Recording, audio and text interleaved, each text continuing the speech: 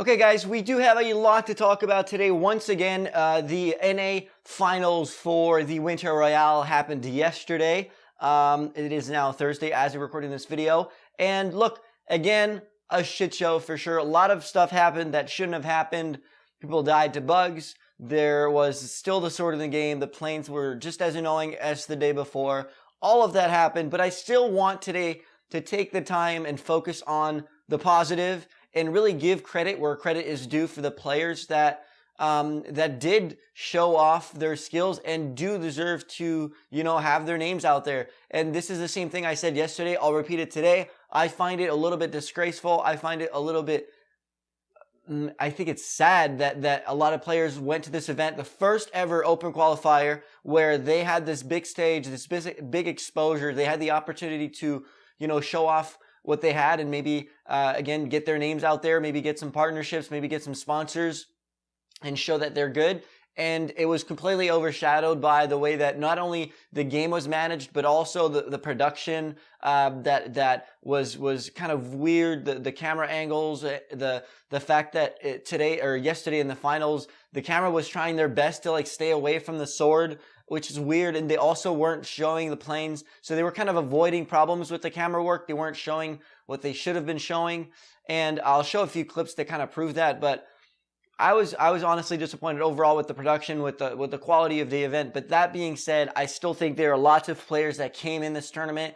They popped off and they deserve some credit. So let's go through some of those. First off, let's just talk about Funkbomb playing so well. And Funkbomb is a player that I feel like was a little bit overshadowed by Nate Hill when he was playing with him in some other events. I think that, he's known as Nate Hill's duo partner, but this is the event where, Funkbomb made a name for himself. This one is he's putting his step and, taking, full leap and showing us that he can do wonders. He is so talented, especially in the late game. I was really impressed. It happened twice, yesterday and, not just yesterday, but in the semifinals and the finals, where he just gets to that late game and he is so good at kind of, going through people's builds and really taking shots and not even building himself and really just kind of popping off on people that are trying to rotate. I think that's one of his biggest talents and something that I personally been trying to work on in my games. So I'll be looking at Funkbomb when it comes to getting better at those end game rotations and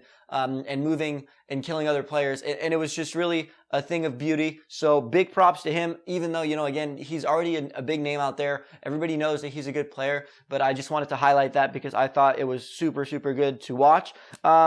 Also, we had a few new names. We can't go without talking about the winner of the event, Nolan Lal, which, to my surprise, he has less than 2,000 followers on Twitch as of making this video. Probably got more now that he won and probably gets more exposure. But please, guys, go give him a follow.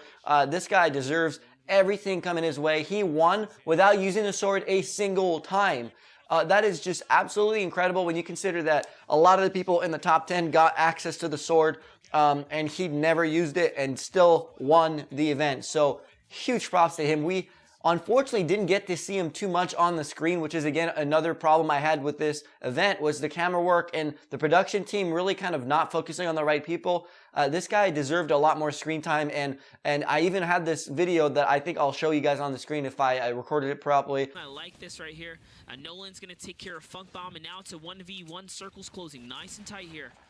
Two players that we haven't really seen all that much of in the Winter Royale Grand Finals. Mateos. And these are the two guys that end up in top 10.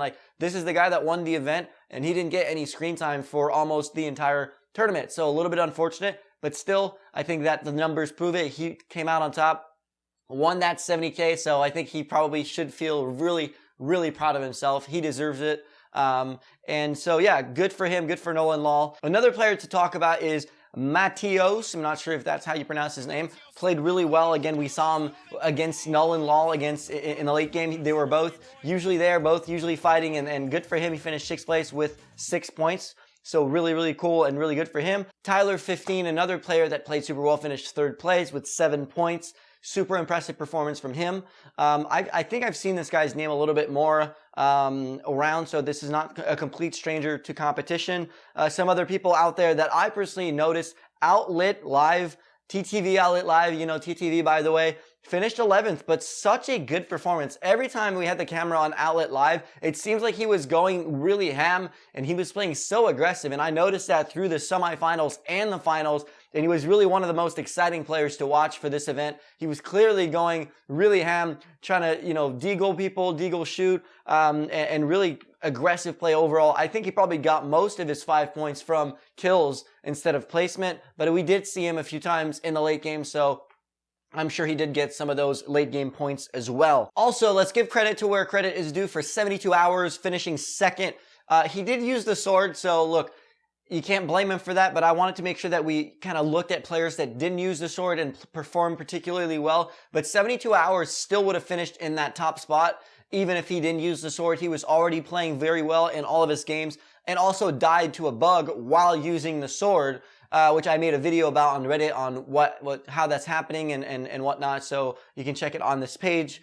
But yeah, this is definitely, something that he played super well. There's a lot of plays that we saw that this like jump pad play that he did, super smart. So congratulations to 72 hours. Again, proving that he's one of the best players in the game. He's with Liquid, so again, he's a big name already, but it's always nice to see these big players, these big names, actually show up against these other random, in these open qualifiers. They still prove that they do, deserve their spot in, for example, big teams like Liquid. So good for 72 hours. I did have a few other mentions, for example, Sheep. I feel like he really got the worst hand ever in this tournament. Not only did he die to the sword bug as well, just like 72 hours, but he also died to a bug with the Quad Crasher. So 2 of his games in the finals were ruined because of bugs. So really, really unfortunate for Sheep. And I think he was playing well. I think he was up there. And unfortunately, that really kind of damaged his chances of finishing in the top 10, in the top 5. Also, Lene, of course, and Lene, I have a little bit of a preference, of course, because he's from Quebec.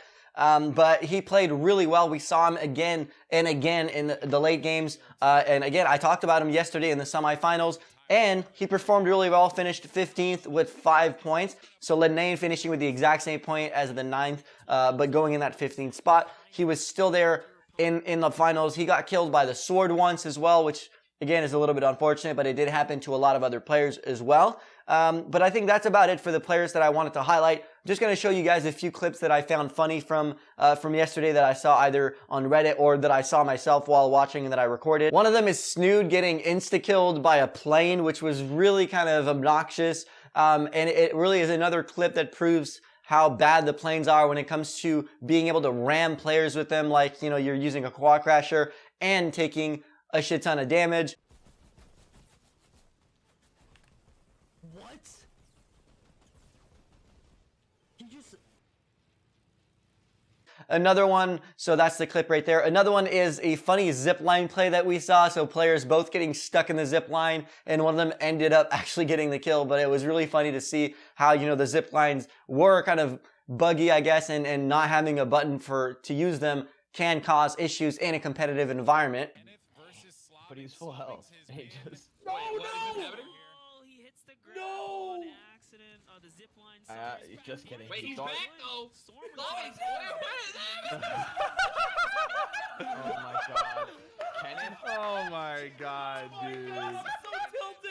Kenneth is gonna freak out. Another one that I found really particularly funny was Vivid, kind of just roaming around on his plane and just kind of turning in circles with like one hand off of the keyboard and not really caring, and showing that this tournament was a little bit of a joke. I think that was a good way visually to see what it was. Let the skill begin, baby.